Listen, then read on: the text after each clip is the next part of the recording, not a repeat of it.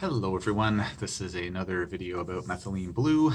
Just before I get started with the video, if you don't mind please taking a quick second to please like, share, subscribe, or post a quick comment on the video. I'd really appreciate it, so thanks in advance for taking a second to do that. Also, please don't mind the gash on my face. I got minor injury in my Muay Thai class last night, so a little souvenir there, so please don't be concerned for my well-being. I didn't get beaten up or anything like that in a non-class setting. Also, nothing that I'm saying should be construed as medical advice. This is for informational purposes only, and if you need medical advice, please talk to your healthcare provider to get that advice.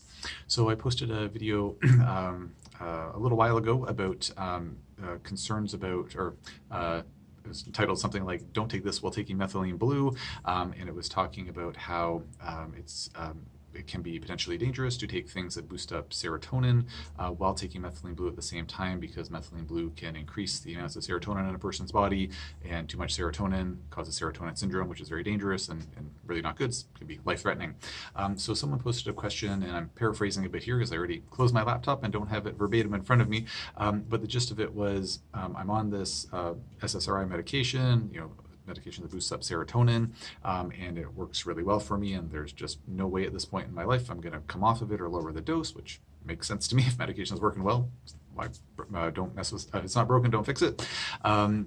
But the person would really like to try methylene blue, and kind of has a bit of a conundrum, and is talking about how, maybe at certain dosages it's okay and this and that. And so at the end of the day, especially where I don't give health advice about anything on social media, especially around dosages and things like that, and this would be no exception, where this is a more potentially serious consequence of something like serotonin syndrome. It's definitely something that should be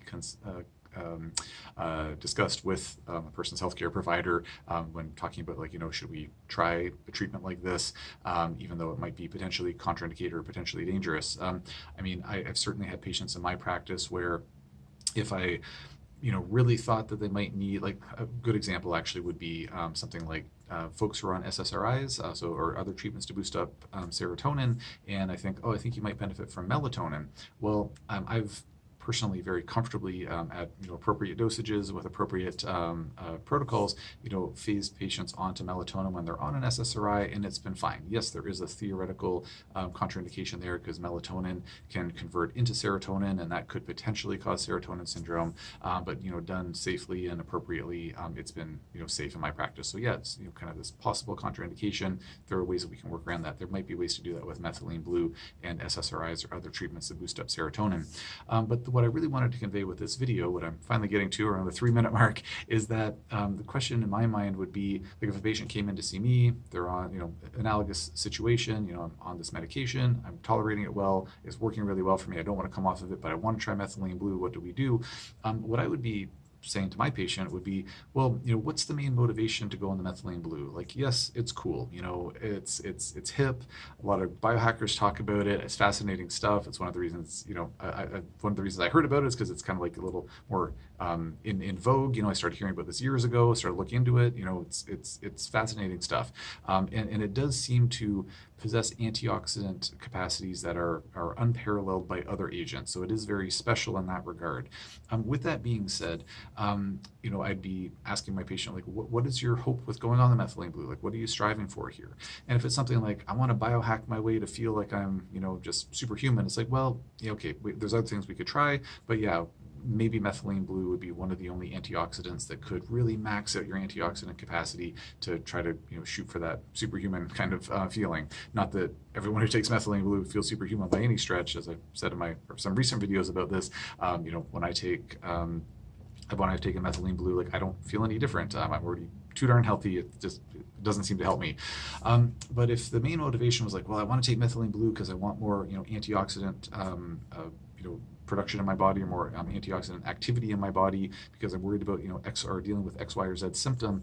Well, methylene blue is great. Like, there are other great antioxidants as well. Appropriately dosed, appropriately dosed glutathione that's in the right form can be very, very effective.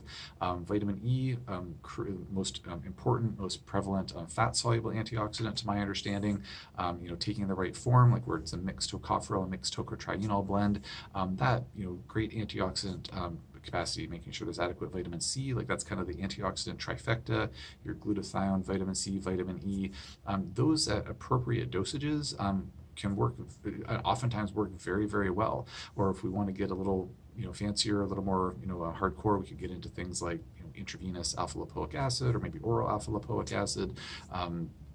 We could add more vitamin A into the mix. Like there's different antioxidants that we could work with that can pack a really, really good punch. And so we wouldn't necessarily, well, I mean, quite frankly, I don't think I've yet had a patient in my practice where I thought, oh, they absolutely need methylene blue to get these antioxidant activities we're looking for.